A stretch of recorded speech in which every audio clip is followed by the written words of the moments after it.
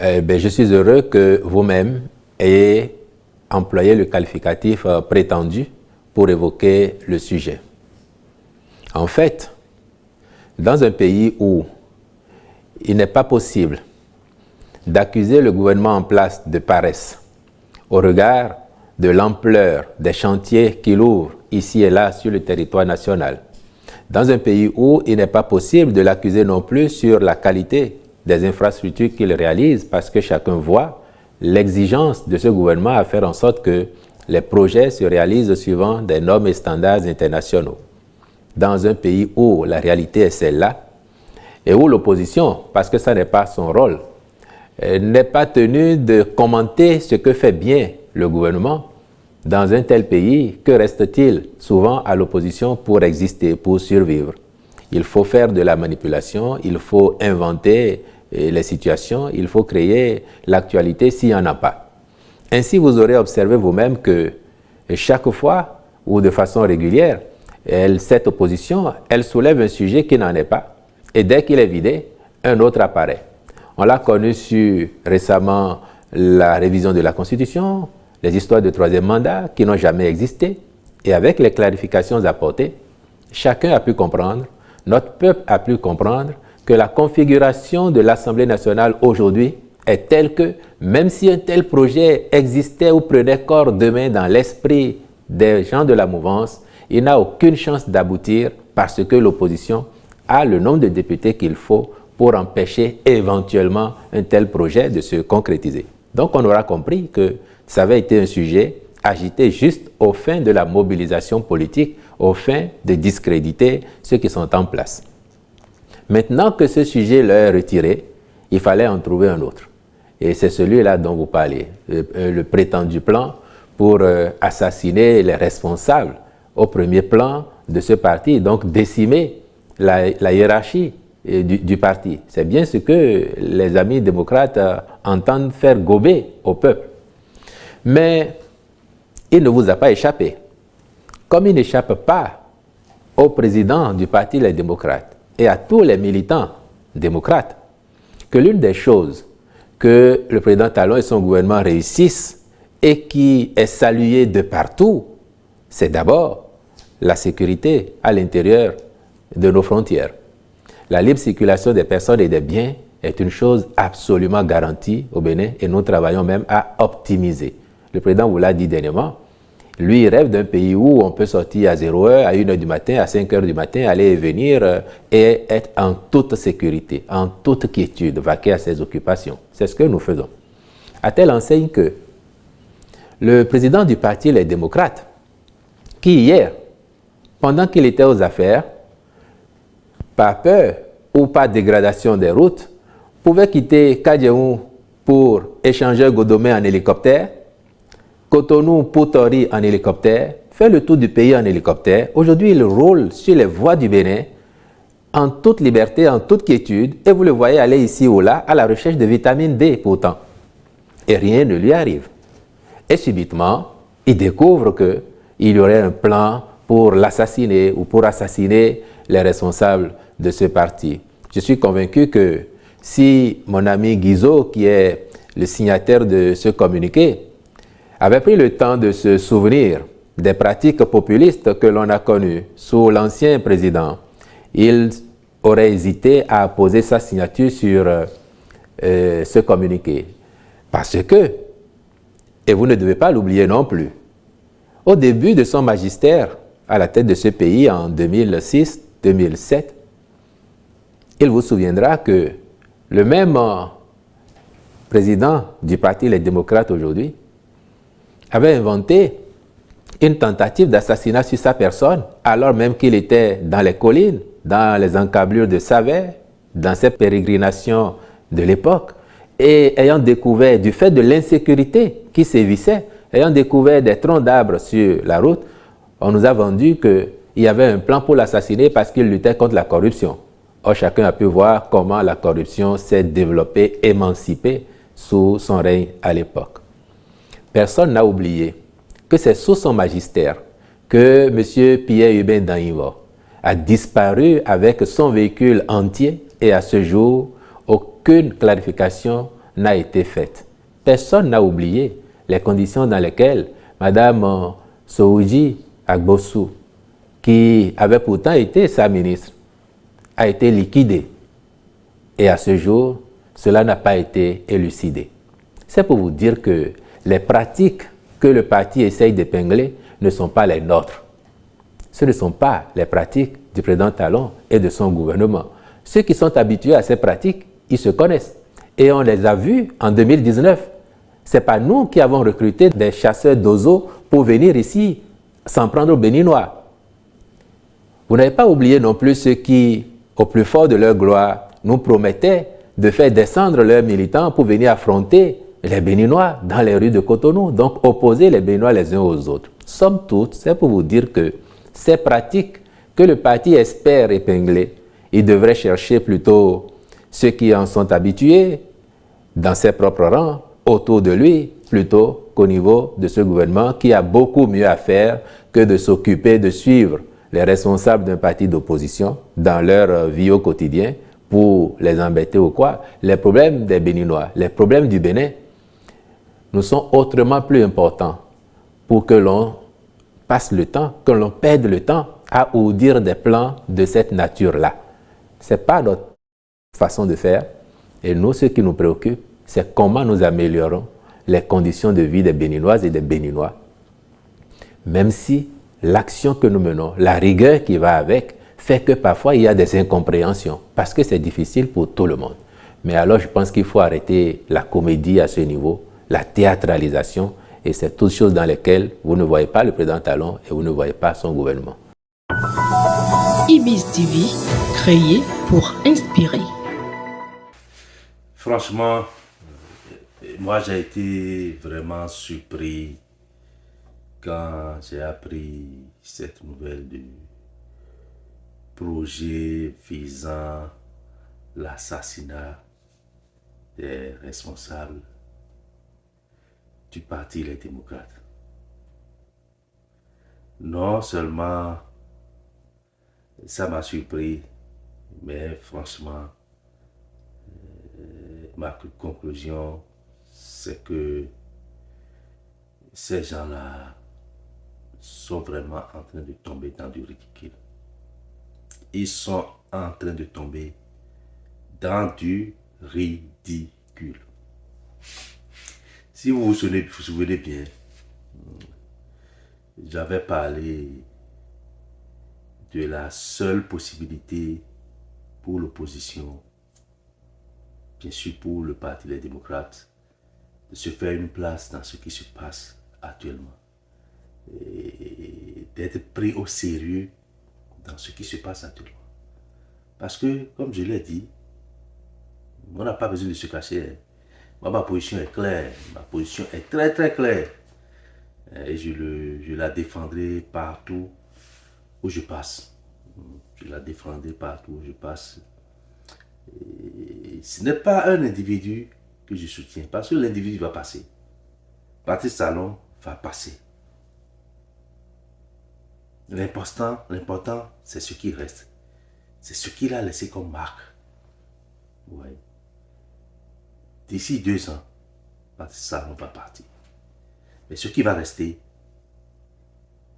et qui est d'intérêt pour ce pays, le Bénin, c'est son style de gouvernance.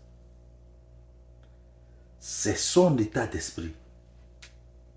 C'est son style de leadership. Ça va rester. Et nous allons nous battre pour la pérennité de ce style de gouvernance. C'est ce style qu'il faut pour des types de pays tels que le Bénin et pour la plupart des pays africains.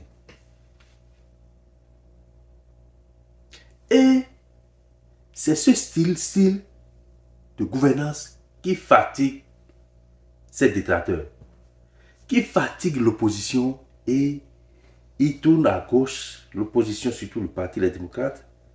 Ces gens-là tournent à gauche, à droite, regardent devant, regardent derrière, et ils ne savent plus où se mettre la tête. Ils savent plus, ça dit le monsieur a touché tous les domaines. Le monsieur est applaudi. La gouvernance du Parti Talon est applaudi par les grandes instances d'évaluation, que ce soit au niveau national qu'international. C'est ce M. Patrice Talon qui a pu faire passer le Bénin de pays pauvre à pays émergent aujourd'hui. Et il est applaudi de partout. C'est ce monsieur qui a eu le courage de faire face à des réformes majeures dans ce pays-là. Et donc, Patrice Talon a un bilan qu'il faut attribuer à son choix de gouvernance. À ce choix, contrairement à la plupart de ses prédécesseurs, de mener une politique de développement, de mettre tout le monde au travail, de mettre le pays au travail, au lieu de passer la vie à faire de la politique politicienne. Et donc, avec ce bilan, ces acteurs politiques qui ont l'habitude de végéter dans les vieilles pratiques n'ont plus d'alternative.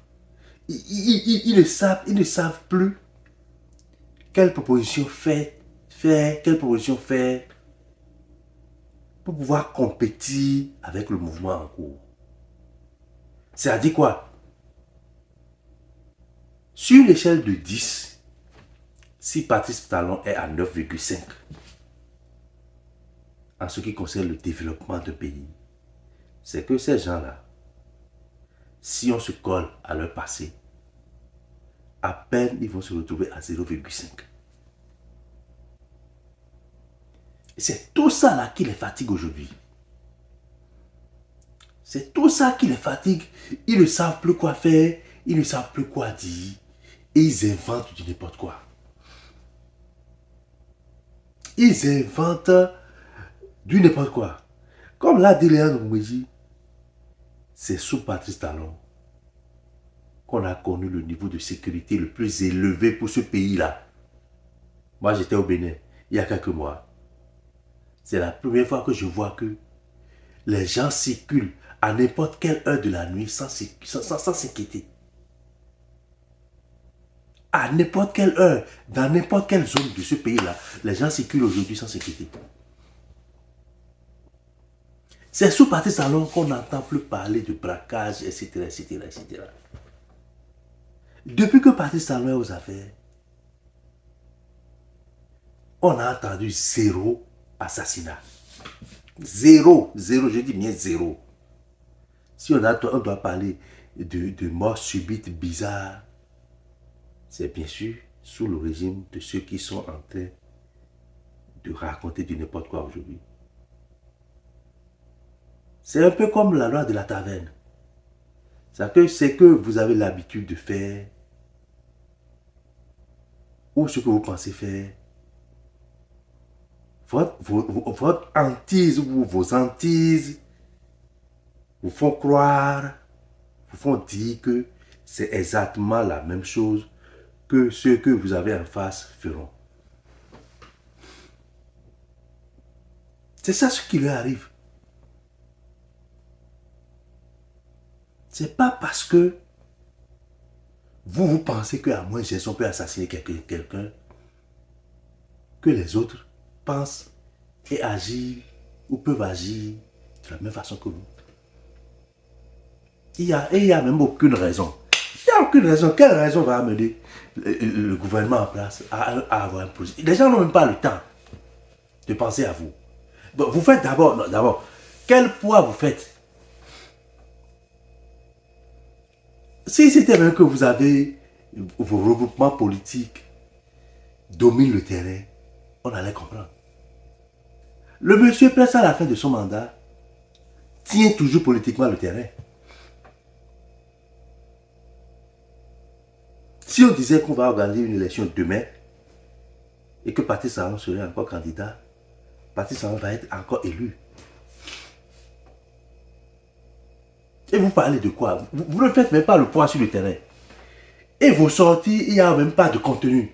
Il n'y a pas de contenu dans vos sorties. Vous êtes simplement des contenants sans contenu qui font assez de bruit. Sinon, bon, sur quoi le régime en place va se baser pour essayer quoi que ce soit contre le Parti des démocrates? Le Parti des démocrates fait quel poids politiquement? C'est pas parce qu'on fait beaucoup de bruit qu'on fait du poids. Hein. Non. C'est pas parce qu'on fait beaucoup de bruit qu'on fait le poids. C'est ça. Et moi, je pense que le gouvernement en place a juste à ignorer ça et à continuer le travail. Surtout si ça vient de ce monsieur qui est aujourd'hui à la tête du Parti des démocrates. Je pense qu'il ne faut pas le prendre au sérieux. Mais quand même, pour un pays qui se respecte, il faut commencer par prendre des dispositions pour éviter de pareils propos dans un pays qui se respecte. S'il n'y a pas encore de loi pour combattre ces genres de bavardage qui réveillent, qui dérangent les paisibles populations, il faut penser à une loi sur ça. Ces gens qui racontent du n'importe quoi, si quelqu'un raconte quelque chose qu'il est incapable de prouver et qu'on a la preuve que c'est cette personne qui a raconté ça, je pense qu'il y a déjà de loi dans ce pays-là pour ça.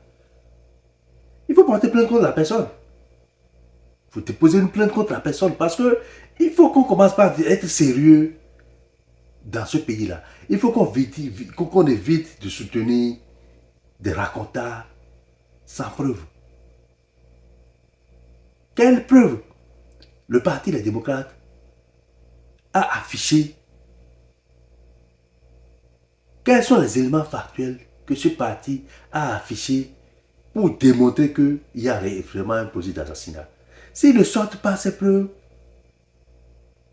mais déposer une plainte, qu'ils aillent répondre de leurs propos, qu'ils aillent prouver en quoi il y a un projet d'assassinat contre les acteurs de l'opposition ou bien les acteurs du parti, les démocrates.